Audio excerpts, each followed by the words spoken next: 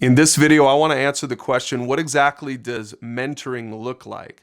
Now, I'm not talking about this in vague general terms. I'm talking about, okay, if you're going to start using the resources that we have online, how are you going to start mentoring somebody? What does that even look like? This is the word that we use for disciple making, discipling someone. So if you're sitting there saying, listen, pick me, I want to try this out, I want to use those tools, but I'm still a little bit unclear on what we mean by this when we say mentoring. I want to be real clear with you in this video. In fact, I want to give you a few specific examples of individual actual people who are using the tools to be mentors. And I want to make sure you know what this looks like in their lives. Okay, so JD is a great example.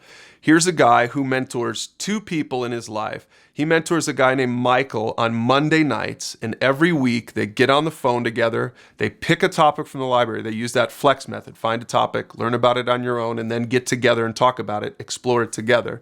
So if you don't know what the flex method is, make sure you check that out. It's pretty fundamental, it's pretty important, because that gives them the context, that gives them the structure for having a great mentoring conversation every single week. They pick a topic, they both come to the conversation on Monday night, they get on the phone, they have a great conversation. Now, JD also mentors a guy on Saturday mornings, and they get together face to face on Saturday mornings. They do the same thing, but this time they meet face to face.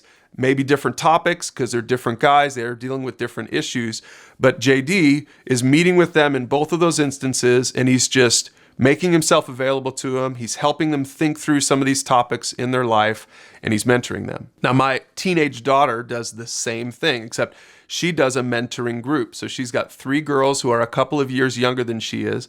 She's invited them to be a part of her mentoring group. She's very clear on what that means. Every other week, they pick a topic from the resources. Usually for them, they pick topics for youth or for girls, and they find that in the library. Everyone shows up. They're ready for the conversation. She's there. She's not sitting there lecturing them for an hour. She's helping them understand that topic. She's using those questions to talk it through with them. They're doing a lot of the talking. She's coming alongside them, helping them to pursue God. Now, the way my daughter learned that is because my wife and I, when we get together with our family, once a week, sometimes every other week or whatever, and we start having our family devotional time, we've used the resources. We do it the same way. We use that flex method. So we're finding a topic. In fact, we're encouraging our kids to pick the topic so that it's something that they're interested in.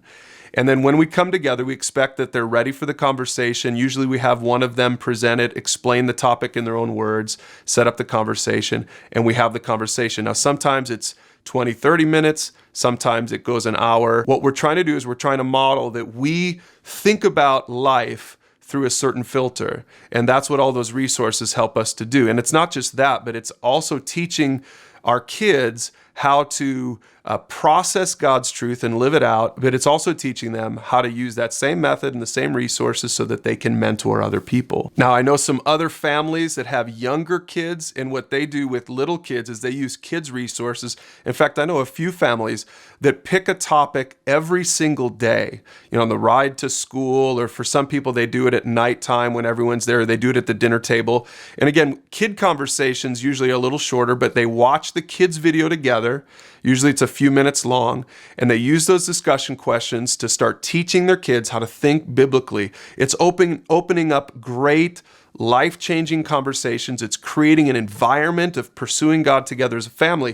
And the great thing is, if you're doing this when your kids are young, they just begin to learn this, and they begin to really embrace this, and they understand the tools. So by the time they're in 6th, 7th, 8th grade, they're going to be so ready to be mentors. And then one more quick example, I've got a friend, Ryan, and what he does is he uses these resources in his workplace. He invited a guy. He said, listen, this guy was struggling with some marital issues. He said, listen, how about we just get together every week and let's just talk about stuff. He sends him a topic from the resources on marriage and parenting, and they start having that conversation. And soon enough, every single week now, they're having life-changing conversations, mentoring conversations. Now, he doesn't call it mentoring. That might be weird for the guy. But after a few months, the guy certainly viewed Ryan as his mentor.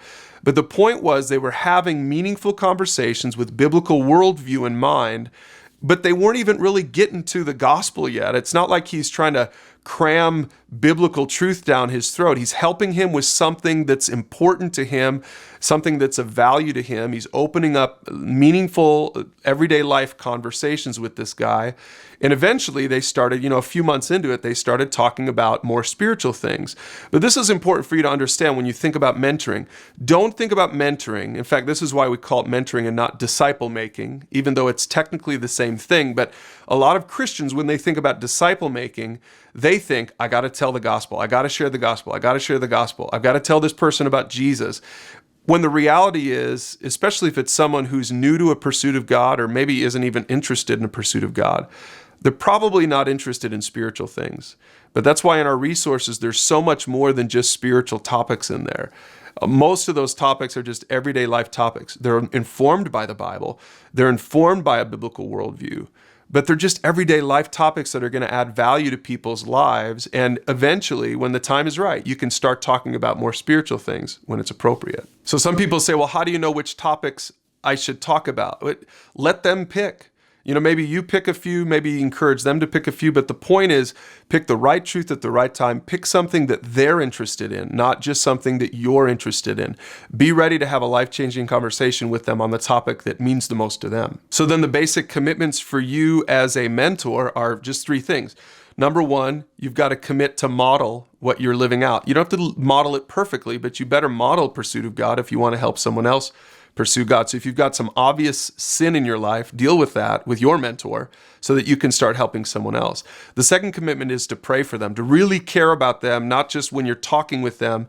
It'll make a difference if you start praying for them. Every week, you're praying for the people that you're mentoring. And then the third commitment, it's really simple, is to schedule it with them.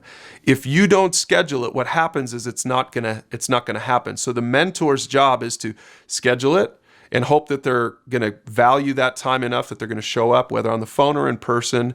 And then as you do that, you begin to press through those initial first few weeks of mentoring where it might be a little awkward and slow, but once they start learning how it works, they're going to love it, and they really are going to value that time if you value that time. And don't forget, the whole point, if you're a pursuer of God, you're going full circle and you're trying to help them go full circle. Now, if you don't know what we mean by full circle, you can find that in our Foundations series.